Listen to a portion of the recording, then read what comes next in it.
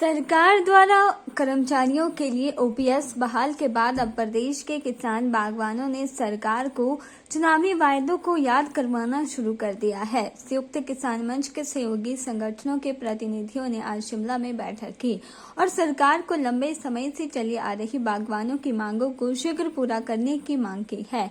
बागवानों ने APMC act को लागू करने, बागवानी बोर्ड के गठन, फलों के दामों को तय करने के लिए जल्द कमेटी बनाने की कांग्रेस सरकार से मांग की है। बागवानों का कहना है कि प्रदेश में 2005 में एपीएमसी एक्ट बना हुआ है, लेकिन इसे आज तक लागू नहीं किया गया है। कांग्रेस सरकार को इसे शीघ्र लागू करना चाहिए। इसके लागू होने से सेब किलो के हिसाब से बिकेगा और महंगे कार्टन की समस्या का समाधान अपने आप हो जाएगा। बागवानी बोर्ड का गठन कर उसमें किसान बागवानों के प्रतिनिधियों को ज्यादा शामिल किया जाना चाहिए।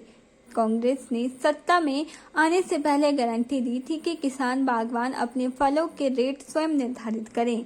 रेट निर्धारण कमेटी में बागवानों को शामिल किया जाना चाहिए। बागवानों को दिए जाने वाले खाद कीटनाशकों की गुणवत्ता को भी समय समय पर चेक किया जाना चाहिए। एपीएमसी और हिमफेड से मिलने वाली कीटनाशक व खाद का मूल्य बाजार से ज्यादा होता है। सरकार को इस पर लगाम लगाने की जरूरत है। उन्होंने कहा कि हॉर्टिकल्चर को टूरिज्म के साथ जोड़ने की जरूरत है।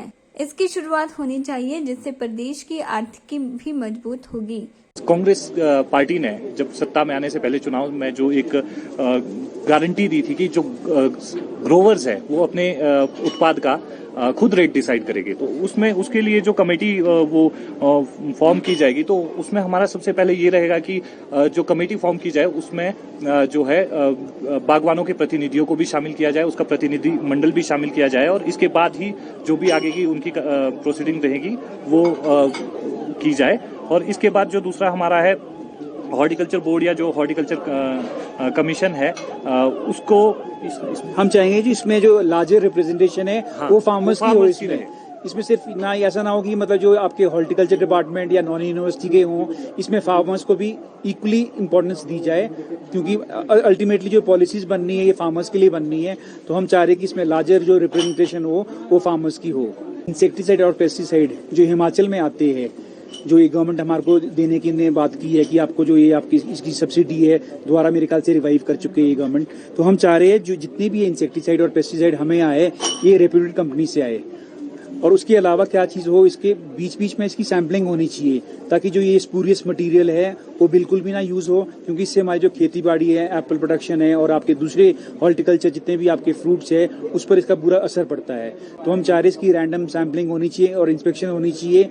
जो भी मतलब आपके नकली दवाइयाँ वगैरह बेचते हैं उन लोगों पर एक्शन होना चाहिए, या तो ये इनके आपकी ब्लैक लिस्ट होनी चाहिए ये कंपनीज या ये शॉप्स, ताकि मतलब जो आपके किसान बागवान है उनकी जो मेहनत है, साल भर की मेहनत है, वो खत्म ना हो।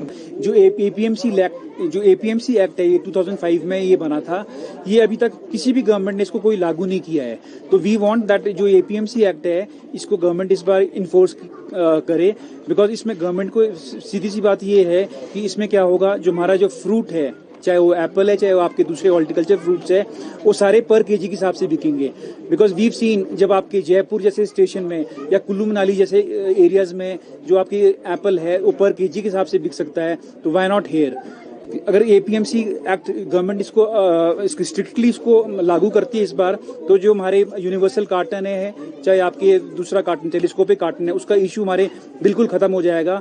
बिकॉज जब ये, क्योंकि इसमें क्या करना है, आड़ती के पास एक सिर्फ वेइंग मशीन होनी चाहिए, और जैसे आपके एप्पल ऑक्शन यार्ड में आते हैं एक लार्ज की पेटी, एक मीडियम की, एक स्मॉल की, उस तरह से ही आएगी।